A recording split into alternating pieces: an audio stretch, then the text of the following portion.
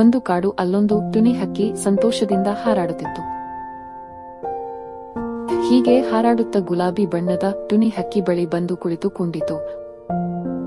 ಕಾಡು ತುಂಬಾ ಹಸರಾಗಿದೆ. ಎಲ್ಲೆಂದರಲ್ಲಿ ಹೊಸ ಹೂವು, ಹಣ್ಣು, ಬೆಟ್ಟ, ಮಜಾ ಓ ಮಜಾ ಎಂದು ಒಂದೇ ಸಮನೆ ಹೇಳುತ್ತಿತ್ತು.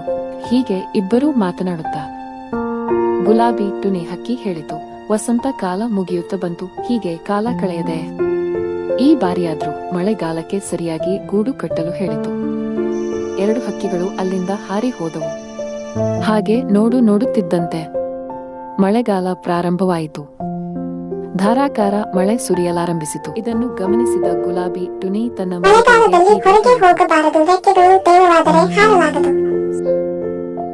ಎಂದು ಹೇಳಿತು. ಅಷ್ಟರಲ್ಲಿ ಅಲ್ಲಿಗೆ ಹಳದಿ ಟುನಿ ಹಾರಿ ಬಂತು.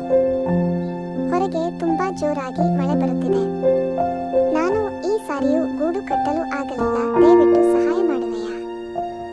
ನೀನು ಪ್ರತಿ ಬಾರಿಯೂ ಹೀಗೆ ಮಾಡುತ್ತೀಯಾ? ನಾನು ಈ ಮೊದಲೇ ನಿನಗೆ ಹೇಳಿದ್ದೆ, ಆದರೂ ನೀನು ಅದೇ ಸಬೂಬು ಹೇಳುವೆಯಾ? ಸಹಾಯ ಮಾಡಲಾರೆ. ನಾವು ಯಾವಾಗಲೂ ಅಗತ್ಯ ಇದ್ದರೆ ಮಾತ್ರ ಸಹಾಯ ಕೇಳಬೇಕು. ಆಪ್ತರಾದರೂ ಪದೇ ಪದೇ ಸಹಾಯ ಕೇಳಬಾರದು, ತಿಳಿಯಿತಾ?